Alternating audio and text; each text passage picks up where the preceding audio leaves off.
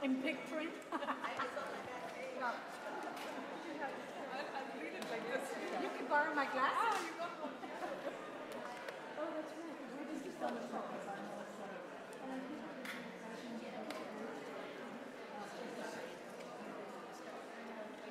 Lisa, thank you. I know it's last minute. Thank you so much. We're good.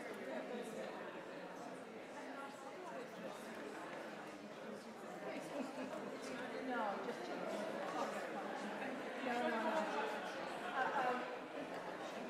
If you feel so moved, I'm really comfortable.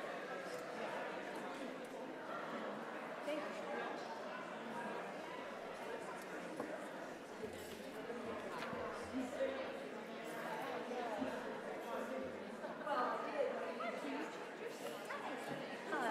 I did. It's because my choir's going to be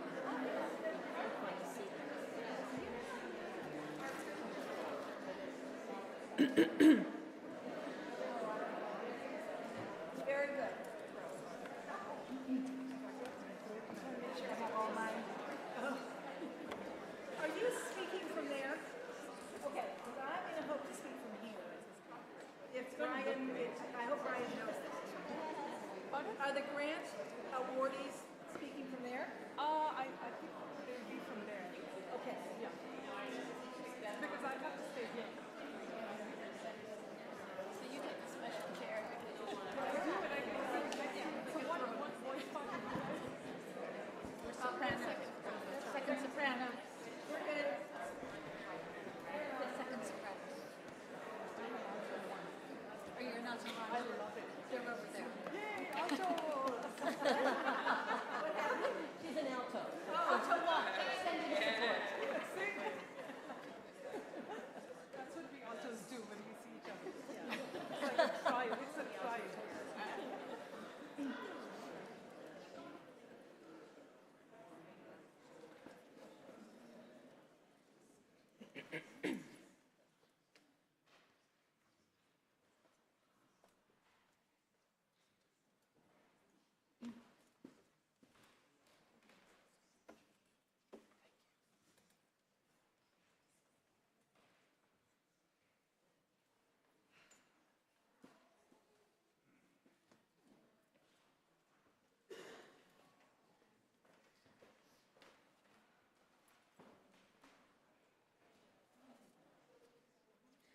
You know we're all choral singers. As soon as it gets to 3 o'clock, everybody becomes completely silent. Without ever being told.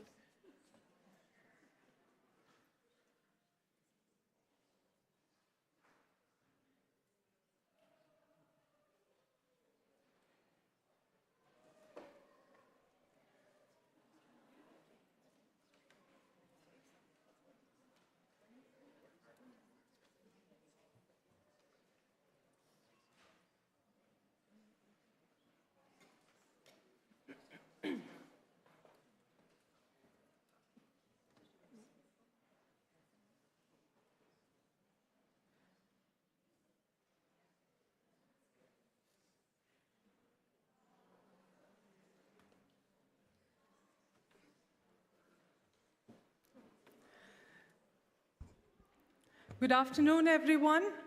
Welcome to our awards ceremony. My name is Lalita Shivaswamy, and I serve as the chair of Choral Arts New England. This is a very big evening for us to have you all here with us. I wanted to take a moment to acknowledge all of you who are about to enter the Alfred Nash Patterson family. Welcome to the family. And those of you who are receiving awards for multiple times, welcome back, and thank you for being in this family. Tonight, we acknowledge and we celebrate our incredible Lifetime Achievement Award winner, Maestra Jane Ring Frank.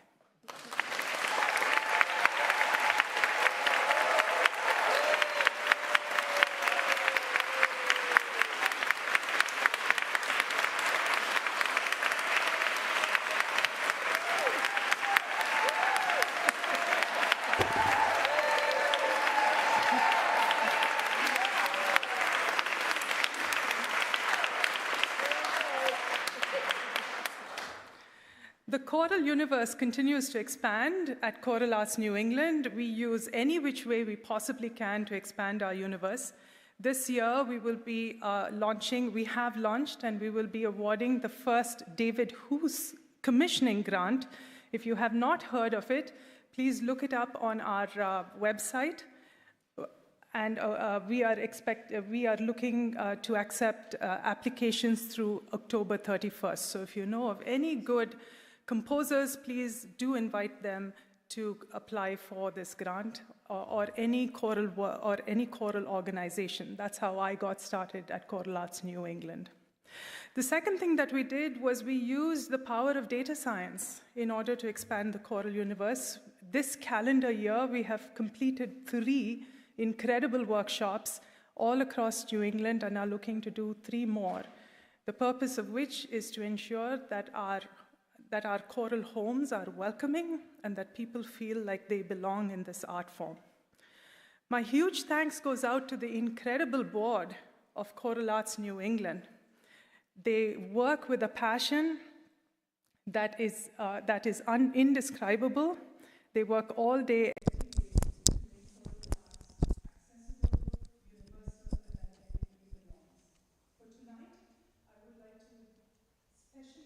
indescribable. They work all day. Who is the chair of tonight's events, and her committee with Mike Driscoll for all the work they put in to make this place welcoming, beautiful, and a wonderful experience for us. So please join a round of applause.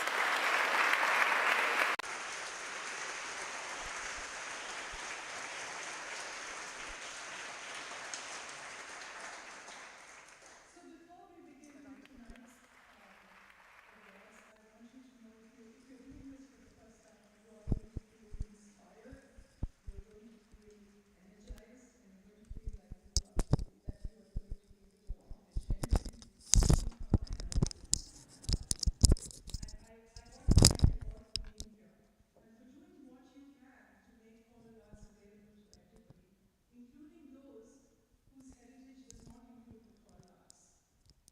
These people will find a passion that they never knew they had, primarily because you extended the invitation to ask them to join.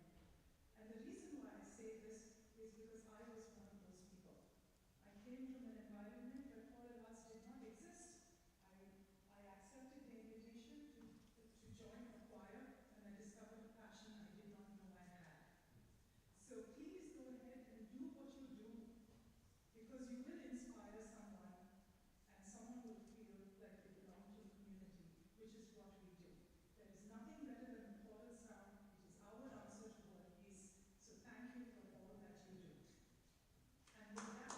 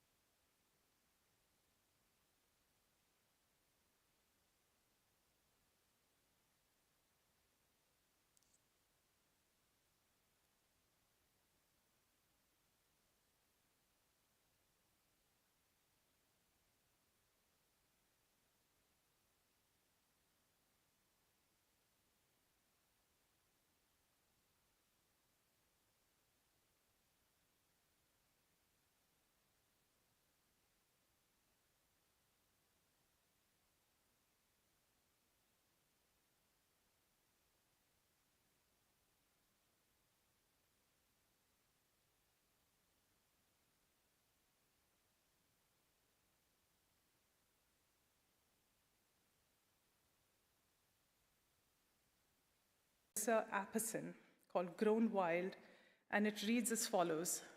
You conjured springtime, leaf by leaf. You brought the girl and wrapped her in a blue day and gave her to me. Months, years, hear me. I loved this girl, her tendril touch and climbing dreams, her willingness. I am not her mother, though I am not the luxurious meadow. We are one, this girl and I, like sky, grown up, grown wild. Please join me in welcoming the Concord Women's Chorus.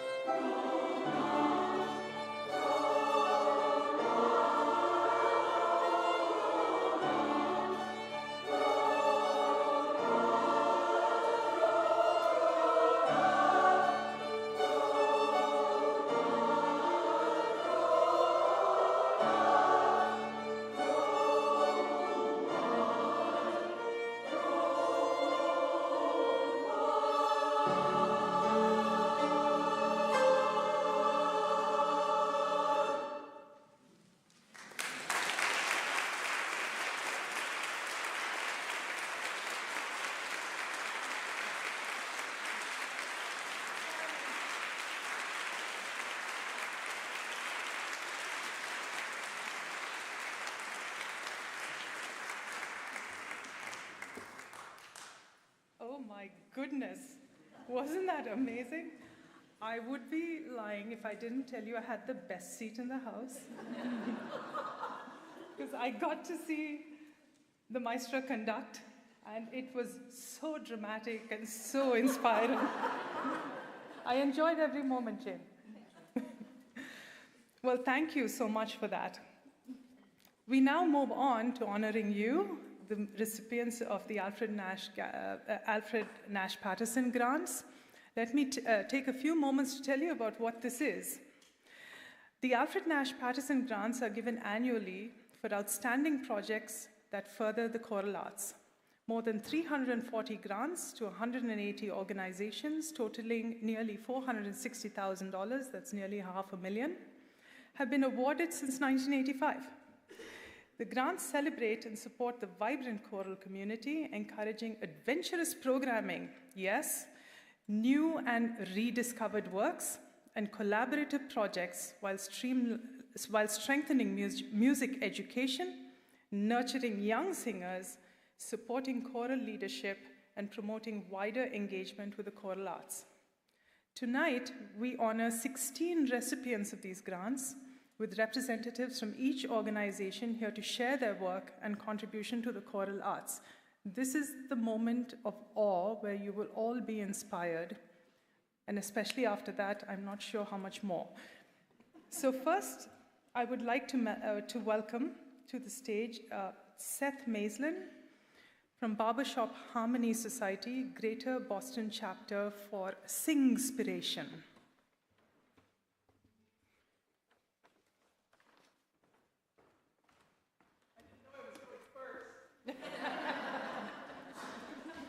Thank you so much.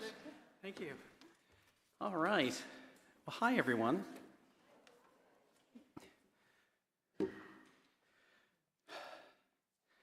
going to try something.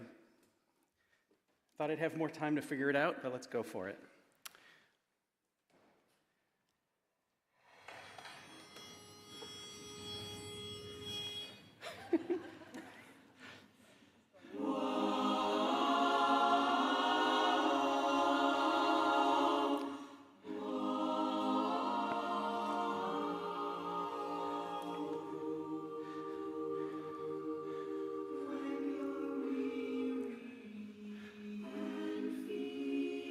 Does anyone recognize the song? Thank goodness.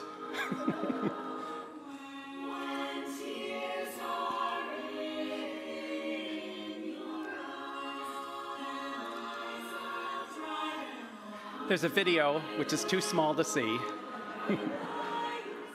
So this is the start of Bridge Over Troubled Water, sung by the Vocomotion Treble Chorus during the international competition of the Barbershop Harmony Society this past summer, which was in Denver, Colorado.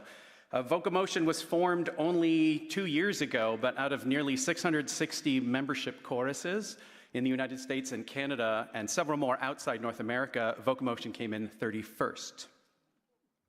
I am Seth Maislin, thank you. I'm the immediate past president and the vice president of development for the Greater Boston chapter of the Barbershop Harmony Society.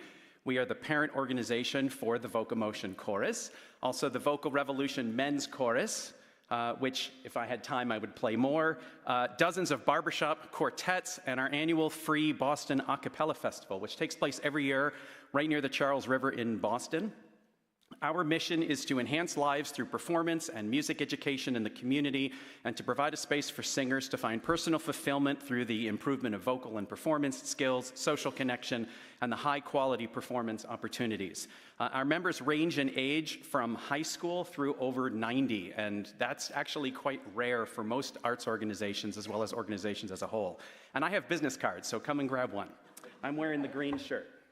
I'm here to recognize the difference that the Choral Arts New England has made to both our singers and our community through the 2025 Alfred Nash Patterson Grant. And I want to be specific. Our choruses may be good enough to compete internationally in Denver and next year, St. Louis. But this grant supports our ability to bring music right here to the people in Greater Boston and beyond.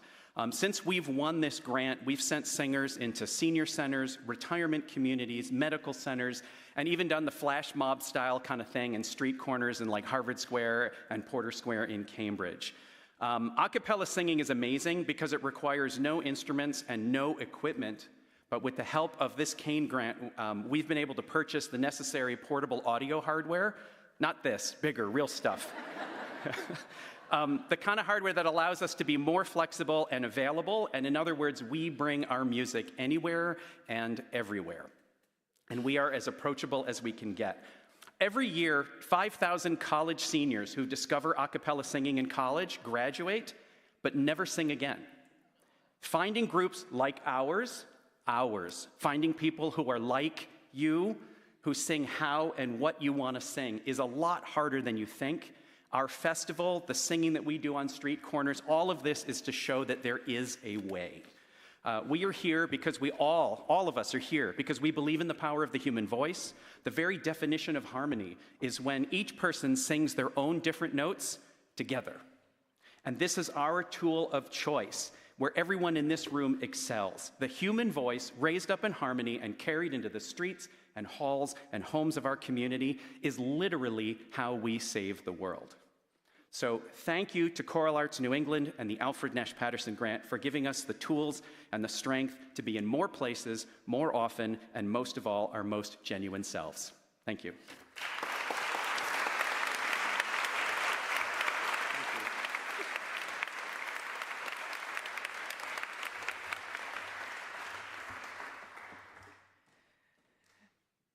Next, we have Laura Labrie and Bridget Zern-Garibe from Burlington Baroque Festival in Burlington, Vermont for the 2025 season.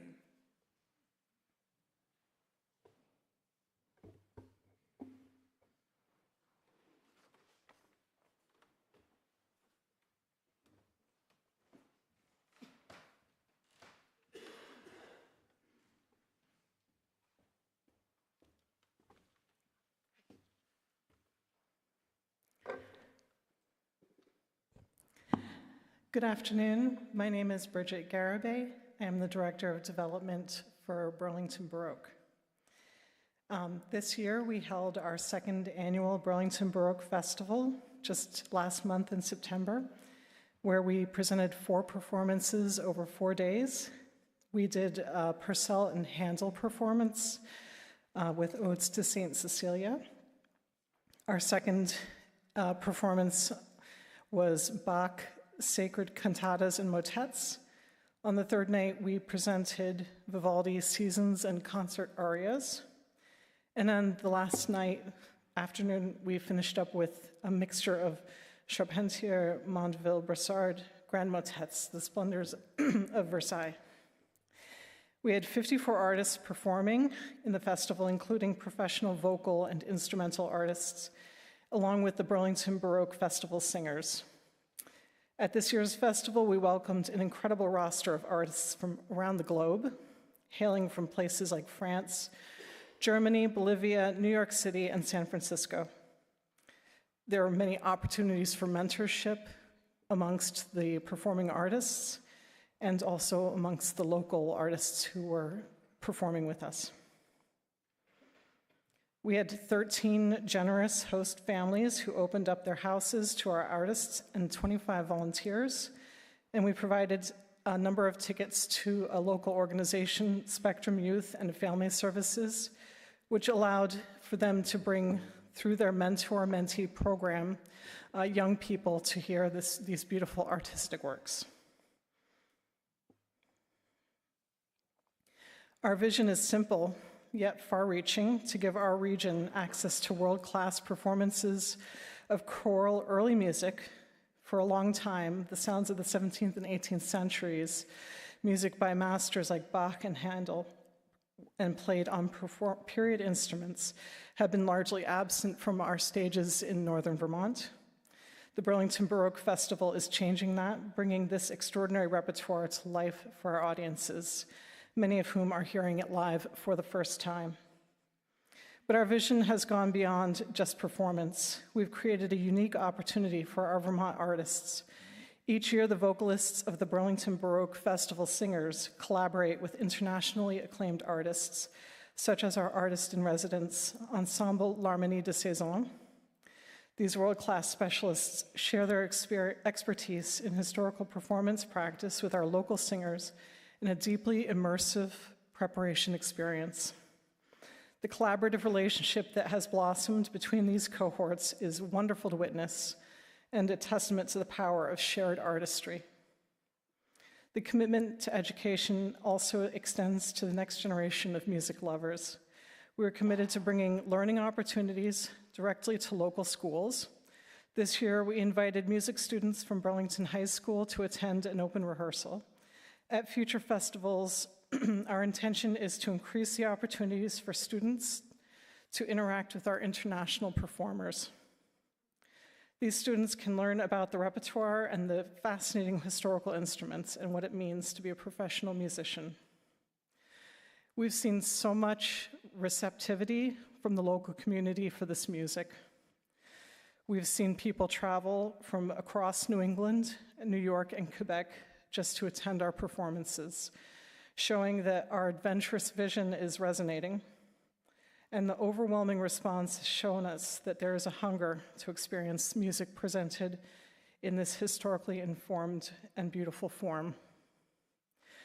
We are very, very grateful to the Choral Arts New England grant that we received, which the monies went directly into paying our artists, without whom we would not be able to present the music at this level. So we're very, very grateful. And we are looking forward to presenting again next year, and we welcome you all to take the trip up to Burlington. And we are very excited about what the future holds. So thank you.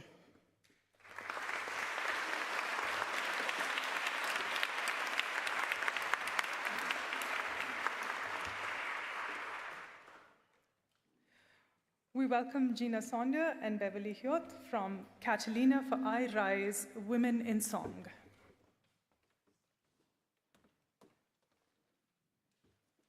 Good afternoon. I'm Gina Sonder. I'm president of the board of directors of Cantilena, and I'm here with Beverly Hyoth, the treasurer, also a board member. And we are both also singers because we have a volunteer administration. Unfortunately, our director was unable to come, so she has written a letter to all of you, which I'm going to read. Good afternoon, Choral Arts New England board members and esteemed colleagues. I'm very sorry not to be with you in person today to receive the generous grant in support of Cantilena's May 2026 program. I hope these words, shared by representatives of Cantilena's board of directors, will be sufficient to express our gratitude. We feel very privileged and honored to receive this grant, and particularly to receive a grant named for the late, great Lorna Cook DeVaron. Growing up in the Boston area, Ms. DeVaron's reputation and high standards in choral artistry were well known to me. And as I began my own career, she was certainly someone to look up to and emulate. The project this grant will help to fund has been a little while in the making, but I'm so pleased that we will now be able to make it a reality. Let me share a little of the genesis with you. Rena Esmail's multi-movement work titled I Rise, Women in Song, first caught my attention a number of years ago as I searched for a larger work written solely for adult treble voices. I was particularly struck by the breadth of texts speaking about the experiences of women. It features texts by Maya Angelou, Emily Dickinson, Arlene Geller, and Eleanor Roosevelt. As Esmail writes, of the texts she chose, each of the movements of I Rise, Women in Song is inspired by the words of a female author who has shaped our world with her thoughts and actions. Some of the movements are sweet, subtle, and nostalgic. Others are fiery and bold. Although I was enthusiastic about Esmail's 5-movement work, I knew it would be taking extra resources to perform it with cantilena. The piece requires a 7-player ensemble, string quintet, flute, and harp. Although cantilena has frequently performed with 1 or 2 instrumentalists accompanying particular pieces, a 7-piece chamber ensemble is a bit more daunting financially. Meanwhile, shortly before I took the position as artistic director of cantilena in the spring of 2022, a new ensemble was formed from within the venerable Worcester Chorus in my current hometown. As it turns out, the director of this new women's ensemble, Mark Mummert, is a personal friend with shared musical roots. Since we both had a similar women's ensembles with around the same number of singers and approximately the same level of musicianship, we hoped to find an opportunity to collaborate. As I considered the Esmail work for cantilena, I began to wonder whether pairing the 2 groups together would allow each group to stretch a little further than we could each do on our own. And as the idea took shape, I also felt it might be an interesting opportunity for each group to perform in a community not already familiar with them. I first proposed the project to Mark Mummert and leadership of the Worcester Chorus several years ago, but due to scheduling conflicts, the project was not able to be slated until May of 2026. As it happens, Worcester Chorus and the parent organization Music Worcester recently presented a large concert featuring Rena Esmail's music. Because Miss Esmail's ethnic background is Indian American, Music Worcester found that there was a large audience from the Indian American community in the Worcester area, which was interested in this programming. This is a connection we also hope to make with this project. We plan to reach out to community groups in the South American community in both Arlington and in the Worcester area. South Asian American, sorry. Performing Rena Esmail's work along with additional repertoire from each ensemble is a large undertaking financially and logistically.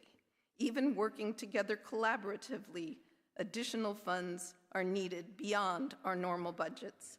That is why we were so grateful to Choral Arts New England for awarding us this significant 2025 Alfred Nash Patterson grant to fund this project.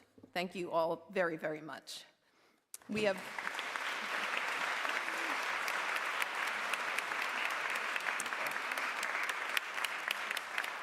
Please take our flyers when you go to the reception.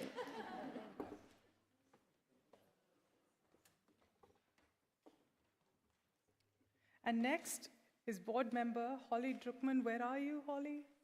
There you are, of Capella Clausura for Antonia Bembos to Deum.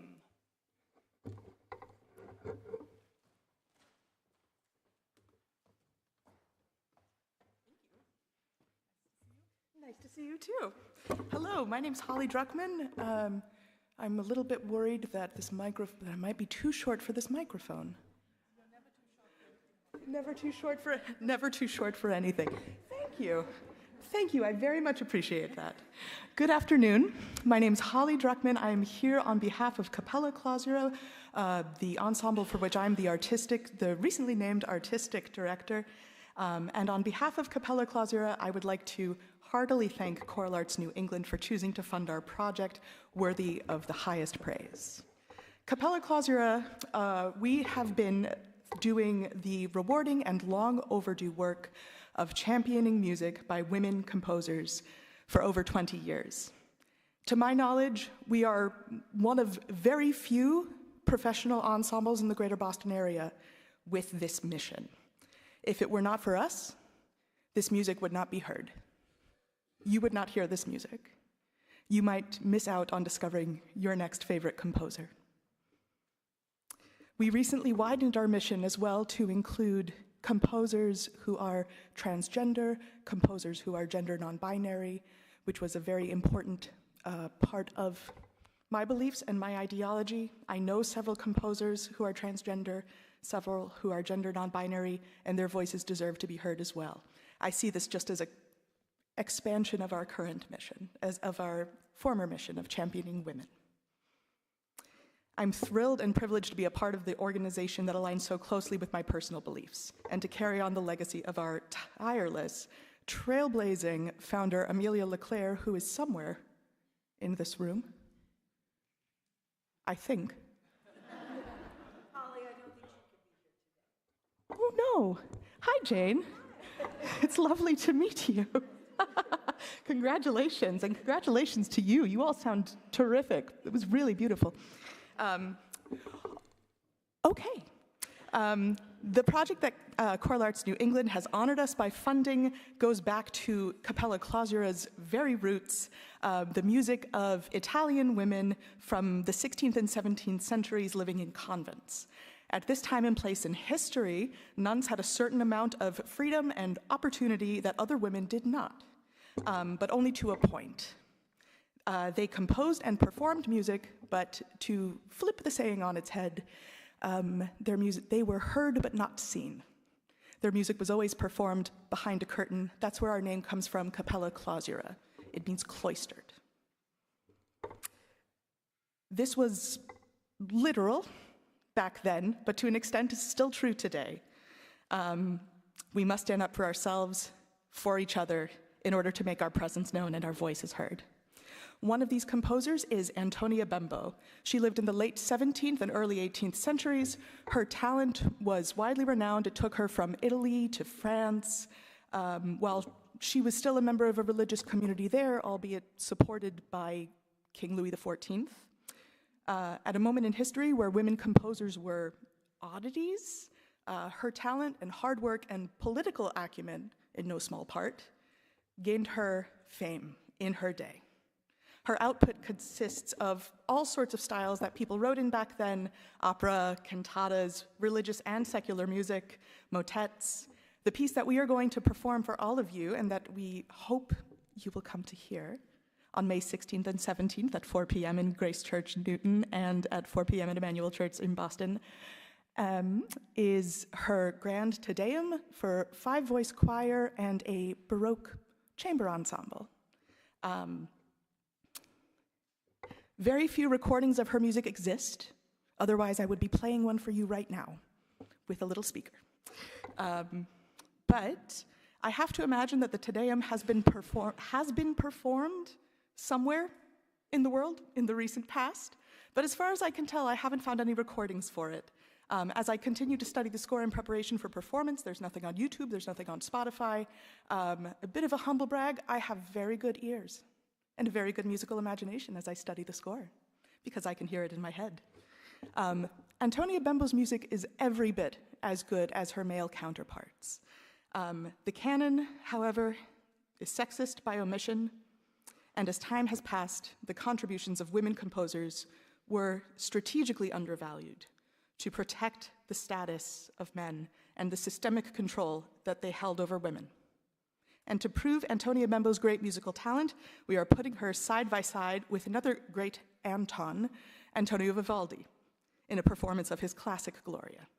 We guarantee you that you will leave whistling both pieces.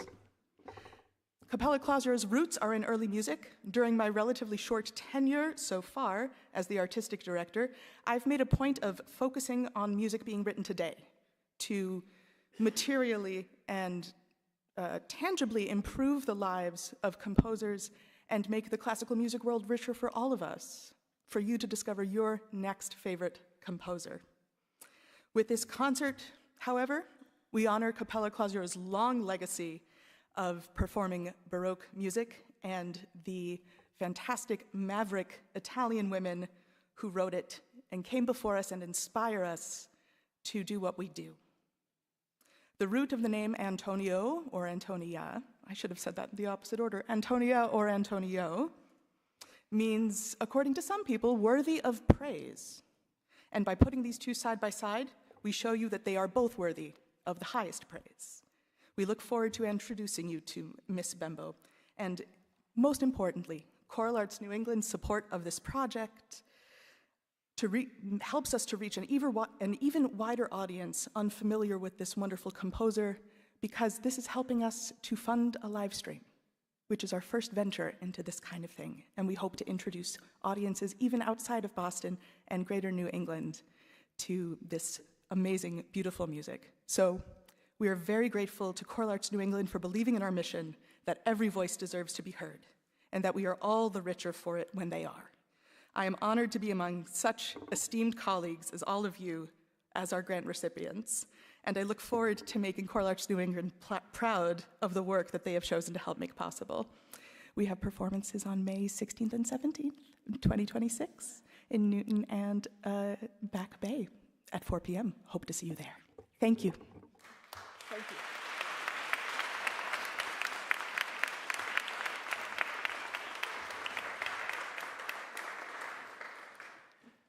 We now have Robin Baker from Celebrity Series of Boston for a B.E. Boykin Commission.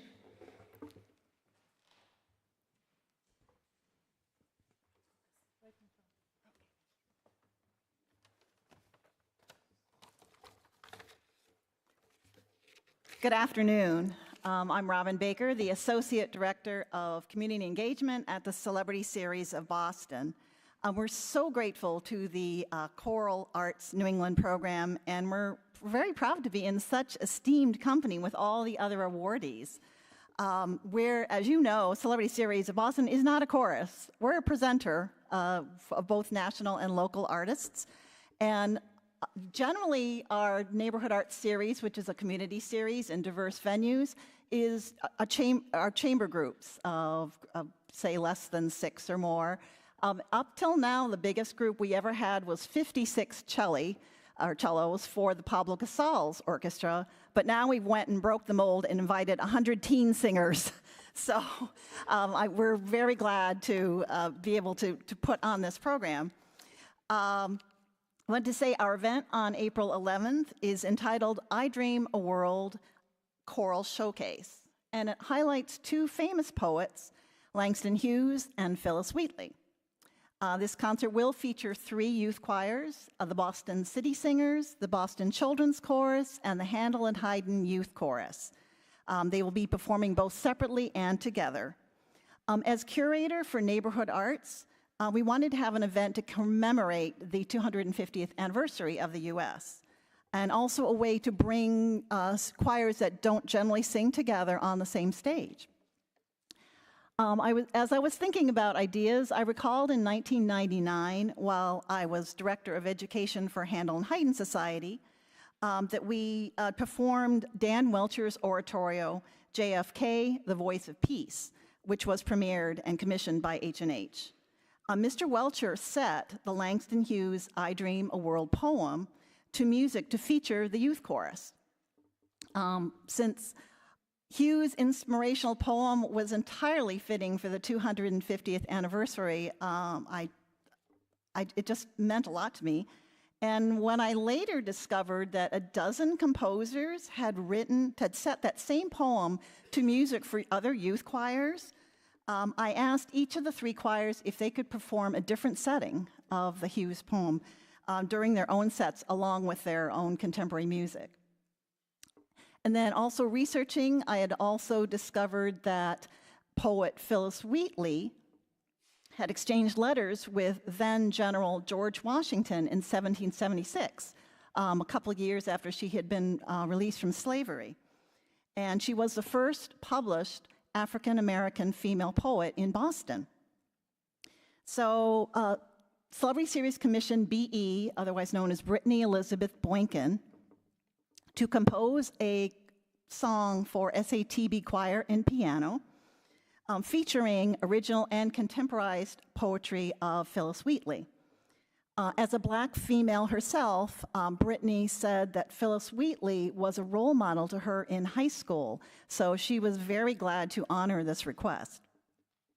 Ms. Boykin's song will be performed as a finale by all 100 singers in the concert. Once again, this event will be held on Saturday, April 11th, 3 p.m. at the Roxbury Community College. Admission is free, and I hope you'll join us. Celebrity Series is so honored to be a recipient of the Choral Arts New England Award and the Alfred Patterson Nash Grant. I hope I got that right. So thank you so much for supporting this special event.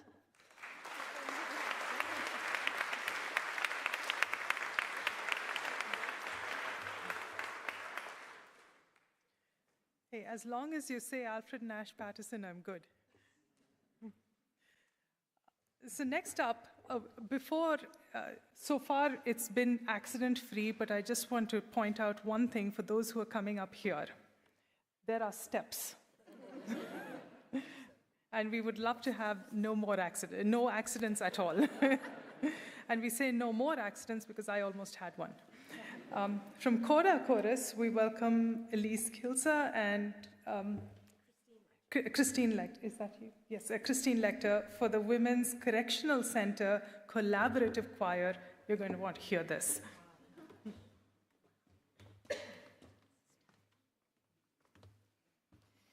Good afternoon. I'm Christine Letcher, and I'm the music director of the Coda Chorus, a community chorus located in the Augusta, Maine area. And our board president, Elise Kleisa, is here with me as well today. Coda Chorus is a no-audition choir, and with the mission to foster, share, and fully express the joy of choral music with the people of Central Maine. Over the last couple of years, we have sought opportunities to do more outreach. And so we received the Alfred Nash Patterson Grant Award from Choral Arts New England to begin a choral program at the Women's Prison in Windham, Maine.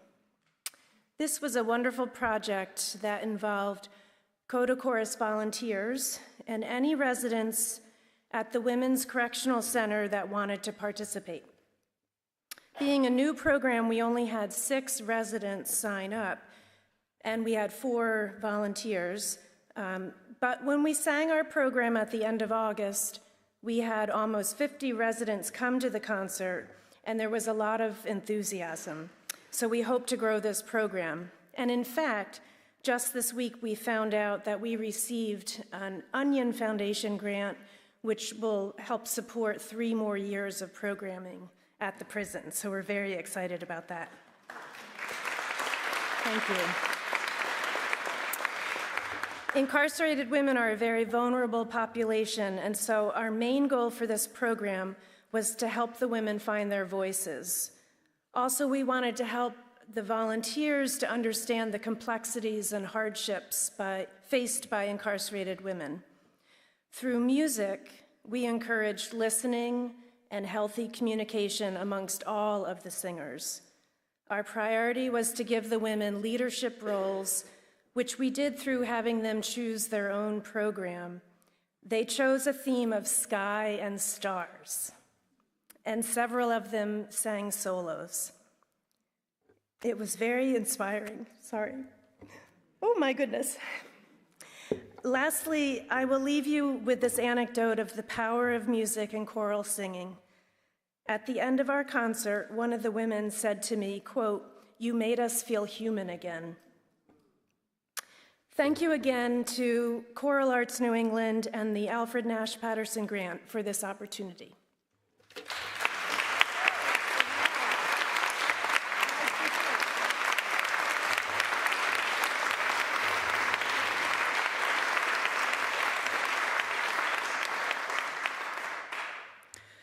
And now we welcome Jane Fisher for the Concord Women's Chorus from tonight's performers for their commissions by 3 female composers.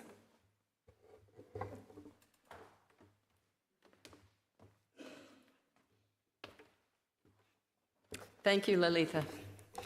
I'm Jane Fisher. I serve as the board chair for Concord Women's Chorus. And we are doubly honored to be here today, both to accept this wonderful Alfred Nash Patterson Grant, which is the Hammond Family Grant, and to celebrate our director, Jane Ring Frank, for her Lifetime Achievement Award. We've been fortunate to have Jane leading us for over 30 years. Concord Women's Chorus is a passionate advocate for women composers and for advancing the choral repertoire for women. Over the past 15 years, we have commissioned and performed 3 original works by women composers.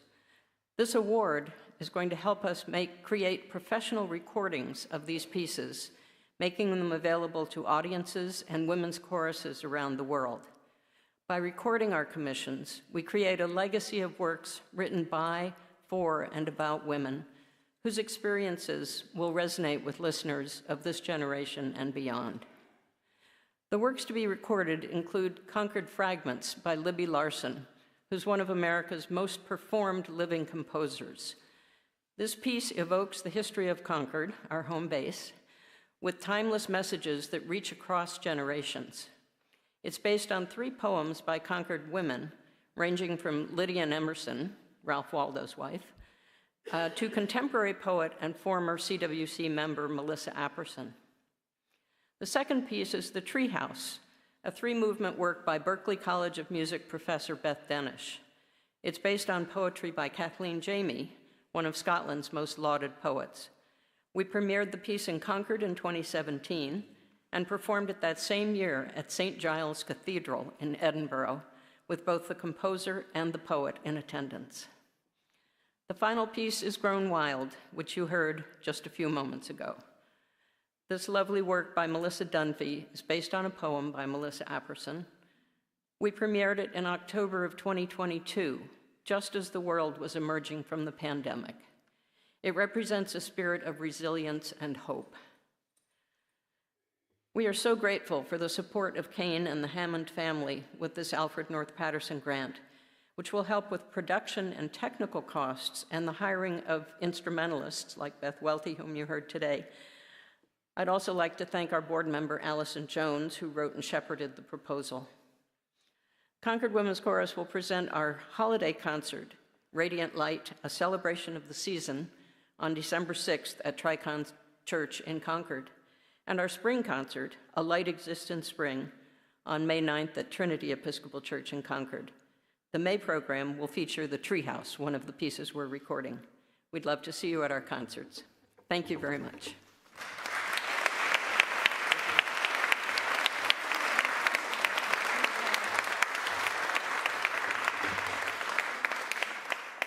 From Concenare Choral Community, Cara Hart is here to share about Dare to Hope.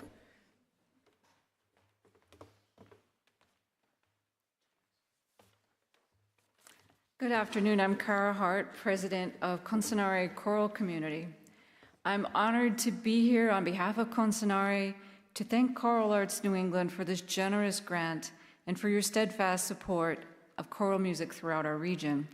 Your belief in the power of community singing continues to inspire and sustain us. Our project, called Dare to Hope, was born out of a simple but urgent idea that in a time when so much in our world feels uncertain, art can help us to remember how to hope. With your support, we are bringing together 2 of our community's most inclusive ensembles, Concenare Community Choir, which is open to all singers without audition, and the Willimantic Orchestra, whose members range from high school students to lifelong musicians. Together on May 31st at Eastern Connecticut State University, we will perform Florence Price's recently rediscovered Song of Hope and Ralph Vaughan Williams' Toward the Unknown Region, set to the words of Walt Whitman. These 2 works speak across generations. Price's powerful voice, once excluded from our musical history, now finally being heard, and Vaughan Williams' setting of Whitman, reminding us to move toward the unknown region with courage and faith. Both pieces invite us to imagine a future shaped by resilience and creativity. To deepen that invitation, we are launching the Hope Art Project, welcoming community members of all ages to create visual art that expresses what hope means to them through photography, writing, painting, or any medium that speaks to their hearts. During the performances, their artwork will be projected above the musicians, surrounding the audience with many ways that hope takes form in our shared lives. This grant makes it possible for us to offer these experiences, not just to our performers, but to everyone who participates and attends. as a reminder that hope is a practice we create together. On behalf of all of us, thank you, Choral Arts New England, for helping us to dare to hope through the beauty of music and art. Thank you.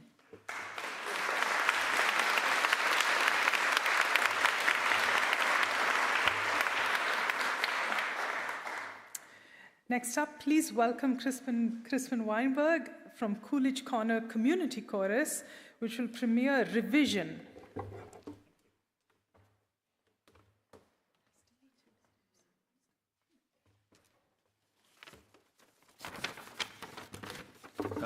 I'm Crispin Weinberg. I'm the president of the Coolidge Corner Community Chorus. We are greatly honored to receive the Richard Coffey Grant and thank Choral Arts New England for all they do to support choruses and choral music throughout New England. The Coolidge Corner Community Chorus is a non-auditioned chorus with about 60 to 70 members, located in Brookline, Massachusetts, just outside of Boston. We are led by our wonderful new director, Annalise Stiepenthal, who's in the audience today as well, and together with our collaborative pianist, Emma Campbell. We are open to all who wish to share the joy of singing together. This grant is supporting the first work we've ever commissioned in our 28-year history. It's being composed by Jackson Alfrey, who's a 2024 graduate of the Boston Conservatory at Berkeley. And this has been a collaborative process, a very interesting and exciting process to work with him. To begin with, true to that original title, Revision, the piece is now called Awake, Take Flight. It's a piece for chorus, cello, and piano. Began the process with the board generating words that described our chorus: community, joy of singing, and light, and he began to write based on some of these words. We've had a couple of online meetings together with the choral leadership and the composer, first just discussing the general process, and then more recently going over specific issues, like the pianist saying, even Rachmaninoff couldn't play this part. And I'd like to just read a few words that Jackson writes about his piece. When I was first asked to complete the work, I had the goal of it being something uplifting, spirited, and a response to the setbacks as many of us were exiting the pandemic. I felt that part of the process was finding a starting point for the writing from a somber state. And then some of the points of the piece go through a, quote, dream state. These are mostly instrumental sections, lyrical, even pleasant. The awoken portions of the piece are more grounded and have a clearer downbeat and are more chordal. The low bass of the piano has a quasi-percussive feel that gives just as much energy as the choir held on a brassy vowel. The interplay of these tones and poetry evokes the feeling that I was searching for as I set out to write this work. And this is an ongoing process. Just 5 days ago, we got to sing a little bit of the second draft of Awake, Take Flight. We are excited by this progress and working with the composer, and we are looking forward and hope that you will all be able to join us to see its world premiere on June 13th, and Saturday, June 13th at All Saints Parish in Brookline. And once again, we thank the Choral Arts New England for extending this opportunity and are extremely grateful for this wonderful experience. Thank you.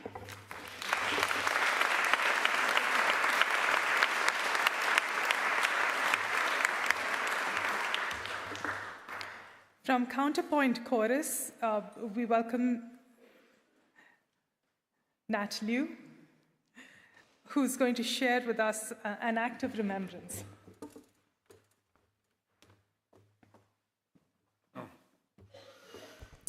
Hello, everyone. I'm from the Counterpoint Vocal Ensemble. We're based in Montpelier, Vermont. We're a professional and semi-professional ensemble whose singers come from all around the state of Vermont and a small sliver of the state of New Hampshire. I have to say that because otherwise they'd be angry at me. We're very grateful to Choral Arts New England for this grant. The project we're doing in April is a sort of a new sort of project for Counterpoint. We are partnering with, particularly with public libraries around Vermont, to do a performance of music and poetry, which is to commemorate the 6th anniversary of the COVID epidemic and the losses and the experiences we had. So the musical program involves a number of things, including some works that are distinctly not requiems, but rather works from the classical tradition that do some of the same work that a Christian requiem does, but from other traditions. We're doing one of Gustav Holst's choral hymns from the Rig Veda. We're doing Beethoven's Elegischer Gesang. We're doing Mendelssohn's choral ode from to Hades and Persephone from Oedipus at Colonus. We're also premiering 2 works written during or about the pandemic. The first is a set of madrigals by the American composer resident in Mexico, Brian Banks. It'll be the world premiere. We're very excited to do that. And because Vermont is very much core to who we are as an ensemble, we commissioned the Vermont composer Don Jameson to write a work specifically to words of a Vermont poet, responding to the experience. And it's an extraordinary work we're very excited to do called When Wind Steals My Breath, I think. And so the way the performances will proceed is we are working, 3 of the performances are at public libraries in Vermont. They'll be free and open to the public. And the musical selections performed by Counterpoint will alternate with poems written or chosen by local poets in each of the communities where we're performing that specifically relate to those poets' thoughts about the pandemic, either something they wrote or something that a friend of theirs wrote or that they found. So we're kind of excited by this project because, first of all, it's putting what we do, which is often a sort of very classical level of performance, straight into the heart of our communities and collaborating in a way that we will not know until the day of the performance what the poems are that separate our musical selections. So we are incredibly grateful to Choral Arts New England for supporting this. It's as I say, it's a real departure from the kind of concerts we've done in the past. We're excited to see how it works out, and it would not be even remotely possible without an Alfred Nash Patterson grant. Thank you.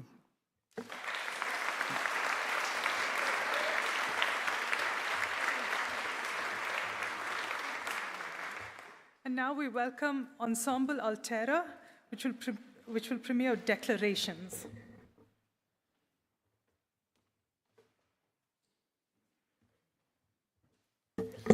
Hello, everyone.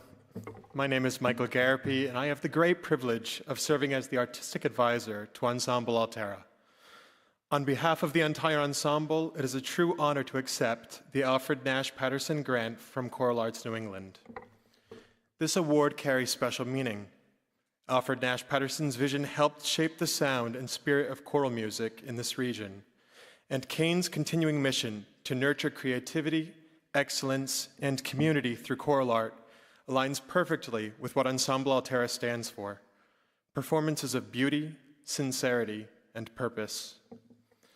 This grant supports our upcoming project, Declarations, a major new choral instrumental work by Piers Connor Kennedy, commissioned to mark the 250th anniversary of the Declaration of Independence. The piece interweaves the words of 1776 with contemporary poetry, including Pulitzer Prize winner Tracy K. Smith's Declaration, inviting audiences to reflect on the founding ideals of liberty and equality and how they continue to inspire us today.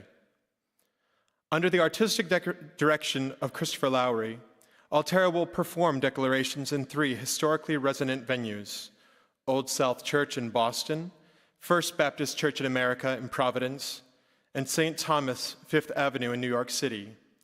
Each is a space steeped in American history and an ideal setting for a work that bridges this nation's past and its present aspirations.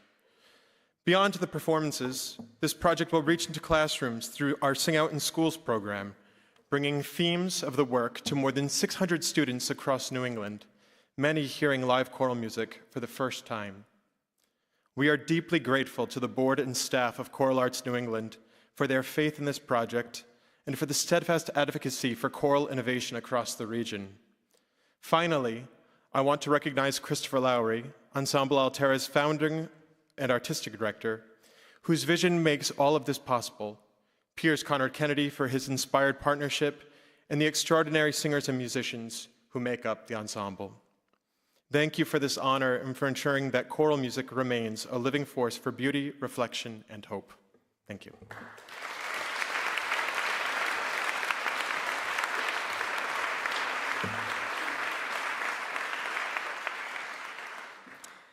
Please welcome Mary Cunningham from Halalisa Singers to share with you about Together We Sing.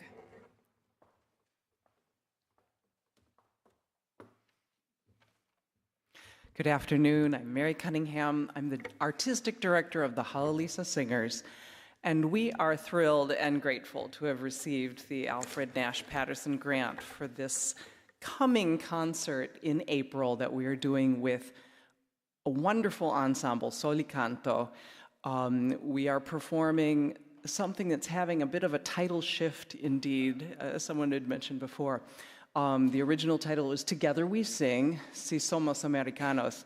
Rosie and I were talking though, and in light of contemporary issues, we're gonna go with Somos Americanos, we are all Americans. Our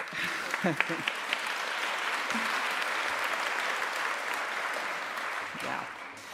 This grant will allow us to invite and collaborate with Solicanto, who is a pan-Latin ensemble made up of, let me get this right, Puerto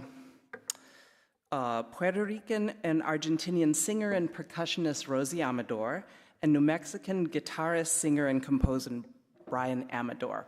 And they are wonderful performers. If you've seen them in performance, they are warm and exciting performers, and they have branched out and they are now arranging for choruses. So we will have a three-part concert where the Solicanto ensemble will perform their own works, and then we will join them for several songs in Spanish arranged for chorus, and then Halalisa will, following a circle singing improvisational, we like to get our audience involved in singing section, led by Rosie Amador. We will then fill out the program with songs from North America, including We Rise Again from Canada, Will the Circle Be Unbroken, arranged by J. David Moore, and also a very special arrangement of America the Beautiful by former director of Rebels, George Emlin, with some extra verses recently written by Noel Paul Stuckey of Peter, Paul, and Mary. It's a very special piece with their additions. So we will be raising the roof with these wonderful performers, and we are very grateful for the opportunity to do so. That is in April 11th. It's in the evening, though. So we're based in Lexington, and we'll be performing in Arlington. Also, I wanted to mention our November concert coming up very quickly that I'll have flyers for.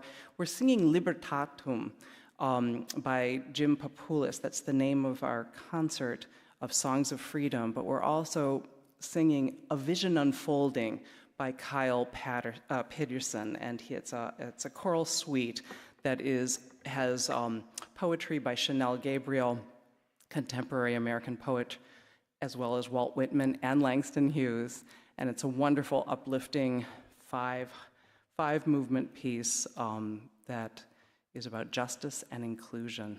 So thank you very much. We're very grateful to Choral Arts New England for this opportunity.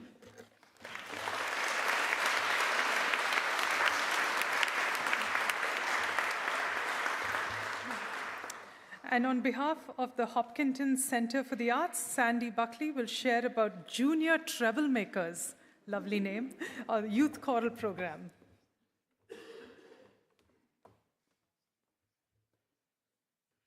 Hello.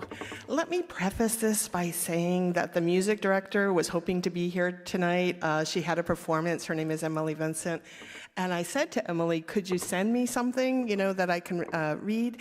And she didn't do that. So I give this amazing chorus absolute permission that if this totally unprepared, I have nothing, guys. I have this.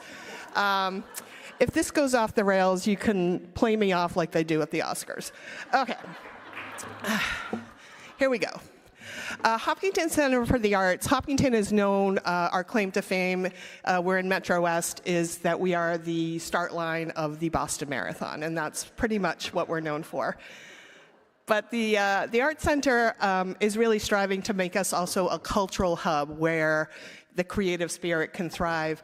We are a multidisciplinary arts center, and what I mean by that is we have visual arts, we have performance arts, ceramics, dance, music, theater, and we don't specialize in just one thing, but that creates so many amazing opportunities for cross disciplines to come together. If you were to walk through our center, it's not unusual to see our adult sketching students working in the dance studio with the adult ballet dancers and integrating lessons.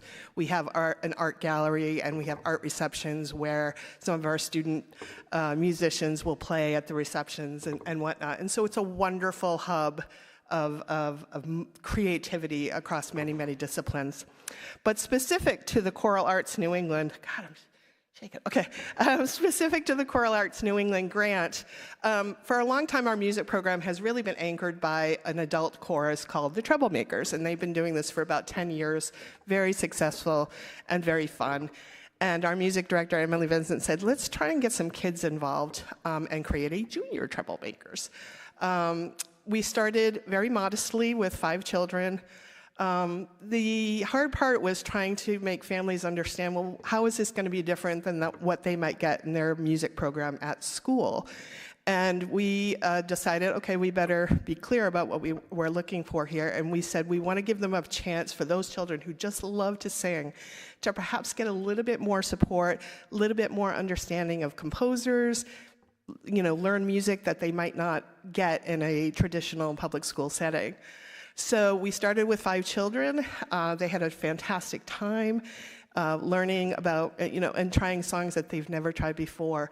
And also they got the opportunity to perform with the adult chorus, and that just blew their minds because there's not too many things that adults and children can share creatively together. And so that was a very proud moment for those children.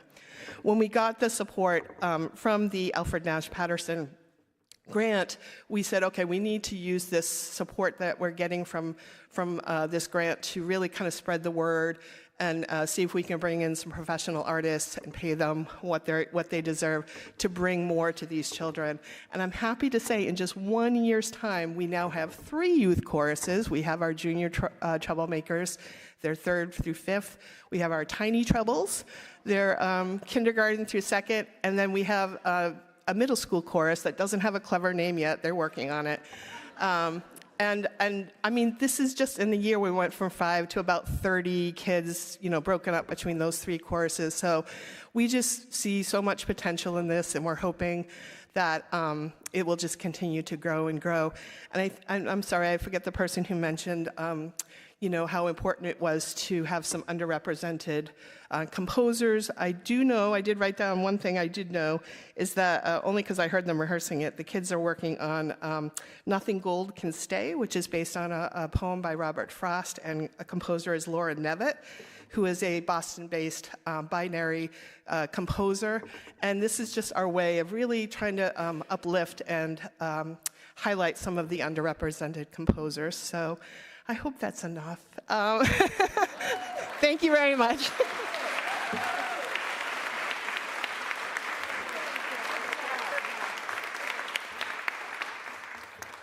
Those singers will be future board members of Choral Arts New England. Next up, we have Dr. Heather Gilligan from Keene State College Music Department for a setting of Glass Balloon.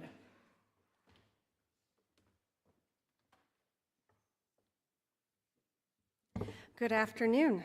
My name is Heather Gilligan. I am a composer and a faculty member in the music department at Keene State College. I serve as the coordinator of music theory and composition. And my colleague, Dr. Sandra Howard, directs our choirs, and she serves as the coordinator of choral music education. We applied for this grant to establish the commission and performance of a new composition that sets the poem Glass Balloon, which was written in 2023 by Becky Hemsley, It's a very poignant poem, and I encourage you to look it up. The new work will be written for SATB chorus, piano, and oboe, and it will be premiered by the Keene State College Concert Choir in spring of 2026. It will also be the featured all-sing piece at our annual Cantate High School Choral Festival in fall of 2026, where we anticipate about 150 middle and high schoolers to visit our campus. And the concert choir will also take the work on a tour of New England high schools in the fall of 2026. Dr. Howard and I wanted to design a project that would lead to meaningful discussions with our students about social, emotional issues that they are dealing with in their lives. Glass Balloon addresses themes of grief and can also be thought of more generally as a vehicle for looking at students' overall mental health. Our current cohort of students had a middle and high school experience that involved modified learning due to the pandemic. And many of them do struggle socially, emotionally, or academically. Dr. Howard, in her work in the K-12 system, works with our alumni and cooperating teachers in recognizing that similar challenges exist in the middle and high school settings as well. We hope that this project will send a message of support to our students and to the middle and high school students that we are reaching out to. These messages are also important for our audience members to consider. Dr. Howard is spending this fall semester on a sabbatical where she is focusing on the role that social and emotional learning, or SEL, has within the K-12 and higher education music curriculum. She has been investigating SEL practices through professional development seminars, a literature review, and an interview series with our alumni. The creation of our Glass Balloon choral work ties directly to these themes, and Dr. Howard is working in consultation with Arts Ed SEL, the Center for Arts Education and Social Emotional Learning, to develop an open access SEL companion guide for choral music educators to implement into their rehearsal process curriculum when preparing Glass Balloon for performance. So we will implement this companion guide with our own students this spring. So we thank you again to the Choral Arts New England for your support of this very important project, and we can't wait for you to hear the results.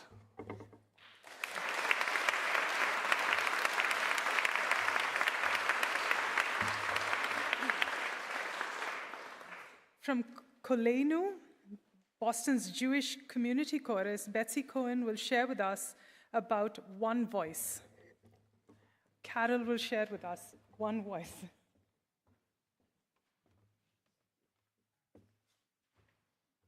Hi, my name is Carol Martin. I'm the artistic director of Koleinu, Boston's Jewish community chorus. And like many of the projects described today, ours has undergone quite a bit of transition from the beginning. So the description that you see in the program is changed as well. The name of the concert is Tikkun Olam, Together in Song. Tikkun Olam is Hebrew for repairing the world, embracing community through Jewish music. It is a free concert accessible to all, offering healing, hope, and peace during these challenging times. And I'll read to you just a little bit to describe it from our current promotional materials. In response to mistrust and division within our community, Koleinu, Boston's Jewish community chorus, a Besser Welt Yiddish chorus of Boston Workers Circle, and Mizrahi multi-instrumentalist Yoni Avi Batat will collaborate to strengthen our connections with the rich multicultural sounds of our wide Jewish musical heritage. We in Koleinu, and I am representing Koleinu, its board, but especially also I want to recognize our president, Betsy Cohen, without whom this project would have stalled long ago. Please stand up, Betsy. Just say hey to everybody. She will not stand. We were inspired to create this event as a response to the rejection and enmity of people based on their political opinions within the Boston area Jewish community following the attacks of October 7th, 2023, and their aftermath. These rejections and divisions happened and happen still at the personal level, but also institutionally, including one of the long-standing local umbrella organizations formed to foster the vitality and diversity of the greater Boston Jewish community. When we went looking for support and funding for this event, we did not necessarily expect to get support for such a Jewish project from outside the Jewish community. But I'm happy to report, in fact, that we have, with this grant from the Choral Arts New England thus far being the largest.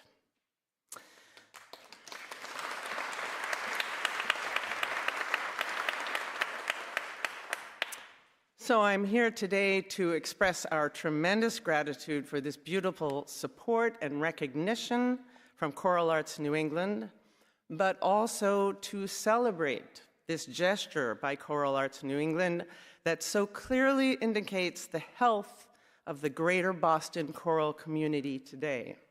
And I'm here to say, this is what it looks like to foster vitality and diversity. Our concert is on November 16th. Happy to say that after a long process of fruition, it's upcoming this November 16th at 4 p.m. at Temple Kehilat Israel, right in Coolidge Corner. There will be flyers at the reception. Hope that most of you can make it. Thank you.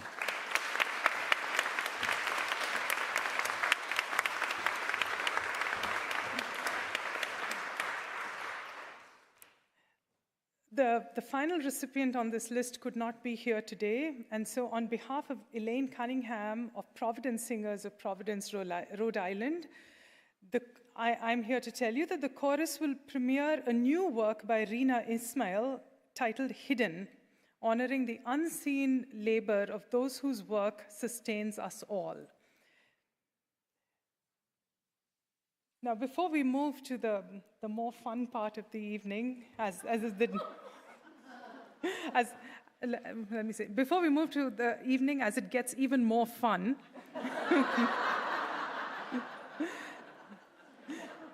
this is what happens when you're multilingual. It comes out the wrong way. Welcome to being South Asian. So, I just want to take a moment to talk about what the Alfred Nash Patterson grants do for you. So each of these projects, when we get together as the board of Choral Arts New England, particularly the grants committee, we get to see over 55, 60 applications, and they're all amazing. We wish we could give money to every single one of them, but we have to pare it down. As you heard from today, what we did was we took a multitude of projects and put them all together to be able to serve as wide a part of the choral universe as we could. And as a result of that, we get these amazing ideas, innovative, inclusive, expansive ideas that you see today. So thank you to all of you for applying, for doing what you do, and congratulations to everyone who are this year's recipients. Please come back to the Choral Arts New England family. We would love to hear from you again. So now it's time to welcome Maestra Jane Ring-Frank back to the podium, and Concord Women's Chorus will be presenting their final piece, which is Sia Hamba.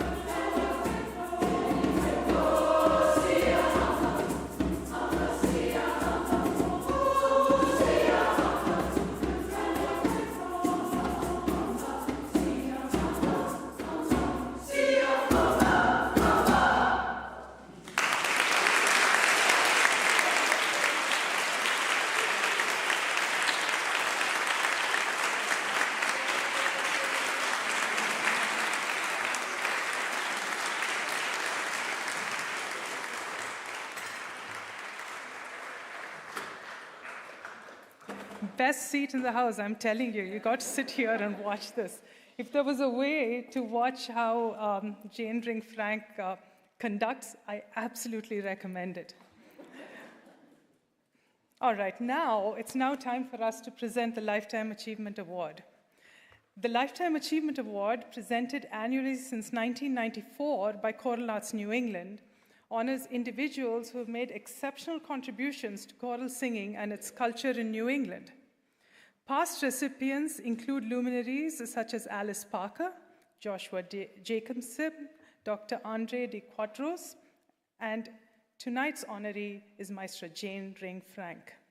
It is my pleasure to introduce board member Mike Driscoll and co-chair of the committee that organizes this event to present this important award.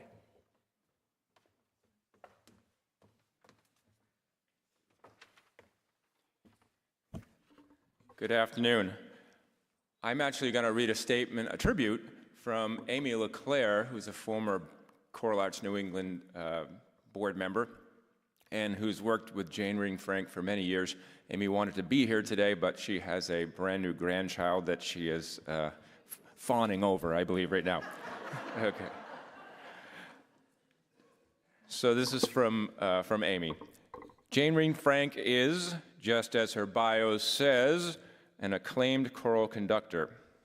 I've seen her in action, creating not merely a musical performance, but a space where the music itself becomes a vehicle for revelation, inviting the audience to look up, to notice their surroundings, and to newly appreciate the crevices and corners the sound inhabits. I've also seen her, using clearly uncompromising scholarship, make her music connect to an art form that is completely soundless.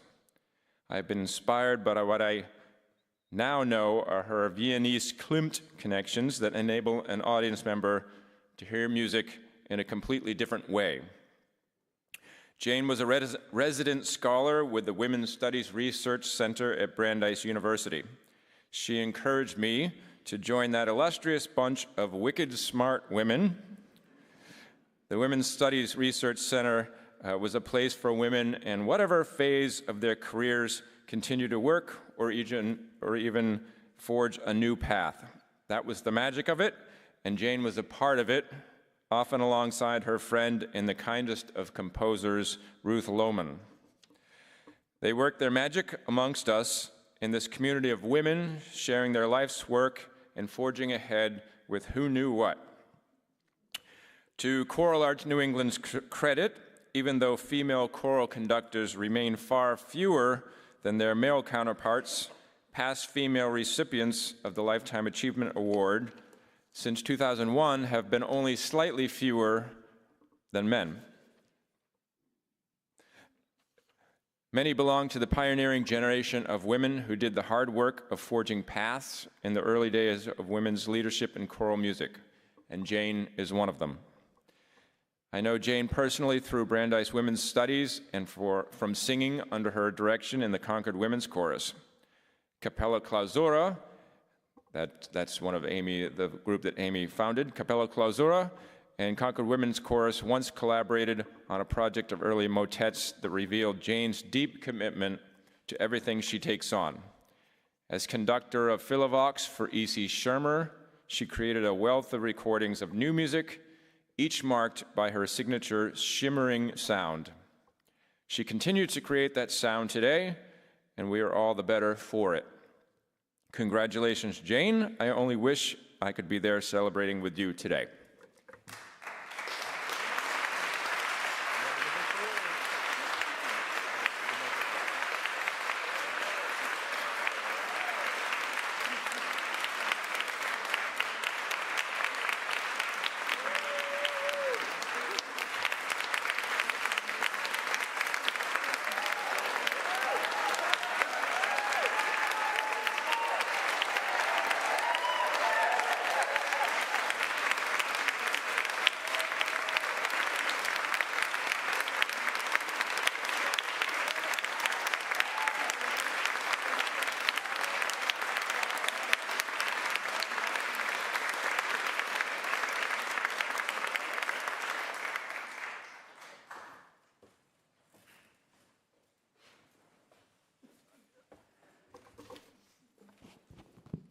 Are we on here, Brian? Yes, good. So, from poet and artist and Methodist minister Jan Richardson, if you could see the whole journey, you might never undertake it, might never dare the first step that propels you from the place you have known toward the place you know not. Call it one of the mercies of the road that we see it only by stages as it opens before us, as it comes into our keeping, step by single step. In 1988, I left my home in Los Angeles, age 28, toward the place I knew not. At my going away party, my dearest friend, Kimberly Fox, who is with us today from Los Angeles, thank you, Kimberly. Kimberly predicted that I would never return to live in LA. I laughed her off and left, even though I had a full-time job conducting and accompanying at California State University, Long Beach, to music direct summer stock in Waterville, Maine. A first step born of intuition. I had no idea what I was doing. A born and bred LA city girl dropped into central Maine. But when I walked into the Victorian Theater where I would be working that summer, I was met by photographs and posters on the theater walls of my great aunt, Blanche Ring, who in the 19-teens and 20s had been a headliner on the New England vaudeville circuit. Folks in Waterville remembered her well, not just for her talents, but for her many marriages. One to a local boat builder. And it struck me right then that Kimberly knew much more than I. And after a series of steps by single steps, I landed in Boston in 1991, conducting at Harvard and becoming the director of music at the Arlington Street Church in the Back Bay. It was there in that wonderful hotbed of activism that I met my future husband, Stephen, and his beautiful daughter, Anne, my daughter, who was just 3 at the time. And it was there that community was created and roots were planted. That was 34 years ago. The road has not always been easy. At times, the steps unclear, at other times messy. But Boston seeped its way into my cells, and New England became home. I have amassed a stunning amount of experience, and I have worked with people from all ages and stages, from all talent levels, from all experience levels, professional, community, church, university choirs. In 1992, I was hired as an interim conductor of a small group in Concord, Massachusetts, called at the time Concord Madrigals, Madrigals. A year or so later, my predecessor, Jody Simpson, whom many of you know, retired from the gig, and I was hired. And we have been together ever since. Along the road, the group changed the name to Concord Women's Chorus, and the group expanded. We share history, we share the journey, we have seen each other through the vicissitudes of life. Marriages, divorces, births, illness, deaths, hot flashes, you name it. This crew sitting behind me is a fiercely dedicated and faithful crew, talented, committed, and wholeheartedly kind. They have given me the opportunity to commission and work with some of the best women composers in the country. We have toured and traveled together, and we will, thanks to Choral Arts New England, be recording together. I think I can honestly say we still like each other. Thank you, Concord Women's Chorus, for providing me a safe space to grow up.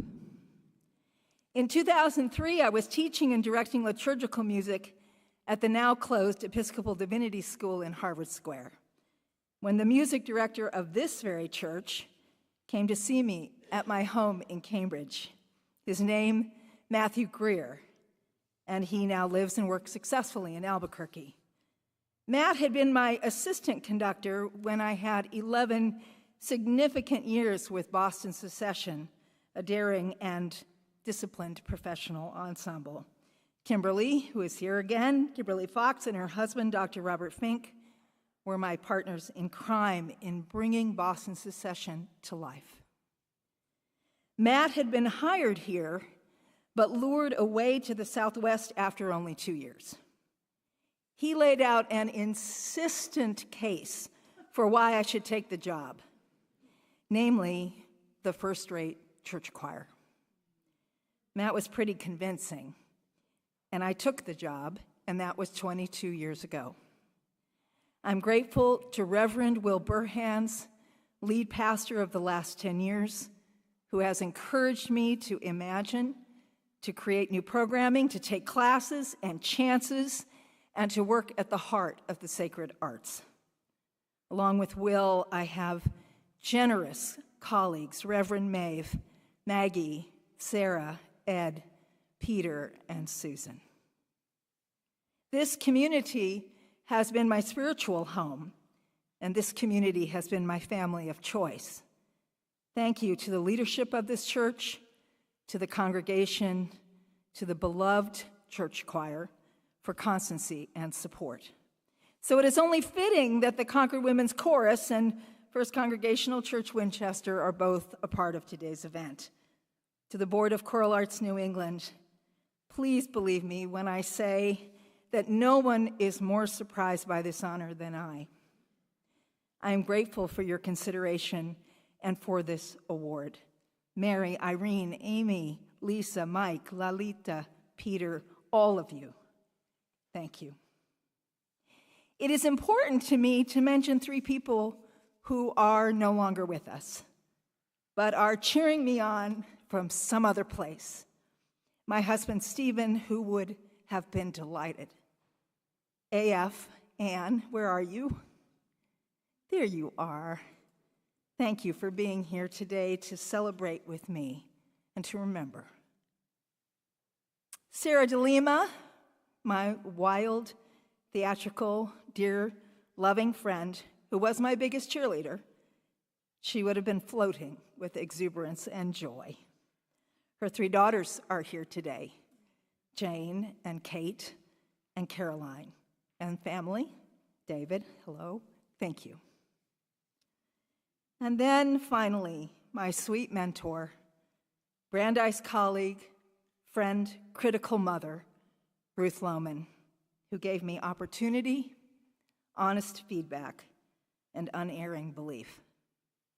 So from this grateful heart, let me say that this journey whole has been anything but straightforward, complicated, challenging, surprising, exciting, nerve-wracking, and pretty darn thrilling, step by single step. I think I have a few more first steps in me. Congratulations to all of the Alfred Nash Patterson Grant awardees. Thank you, Choral Arts New England, but mostly, thank all of you for sharing this day with me. It is truly an honor.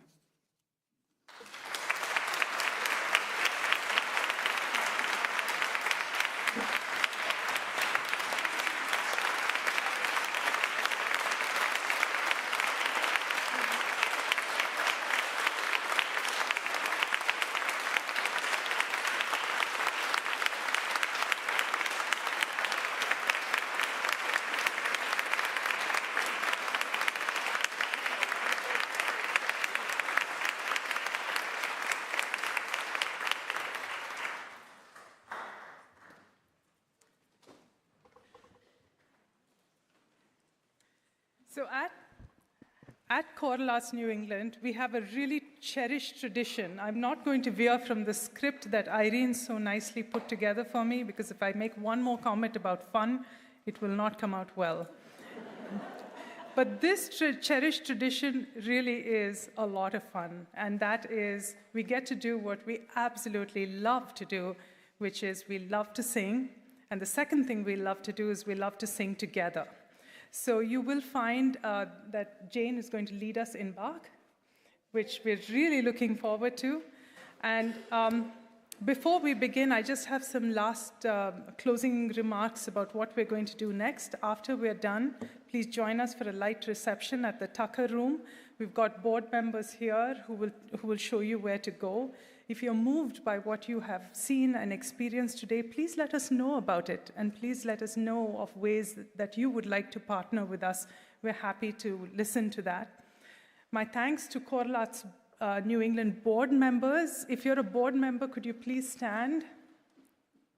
Thank you for all the work that you do.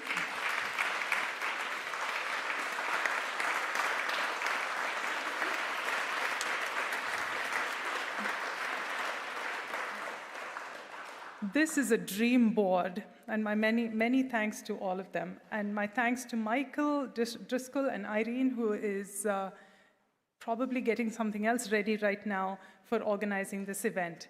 So please enjoy Bach and let us sing. Can people come up? Yes, I think so. Why not? Come on up here on the stairs and fill in. Do you have the score? I'll get one.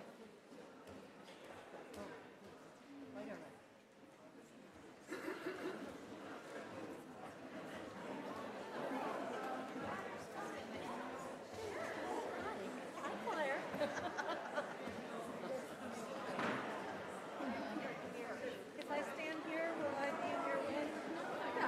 No, that's okay.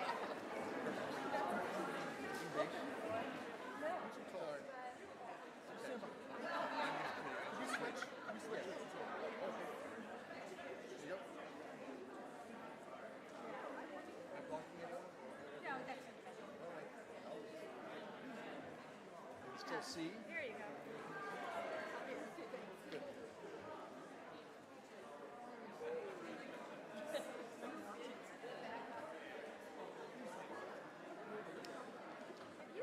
If you stand here, you'll see it.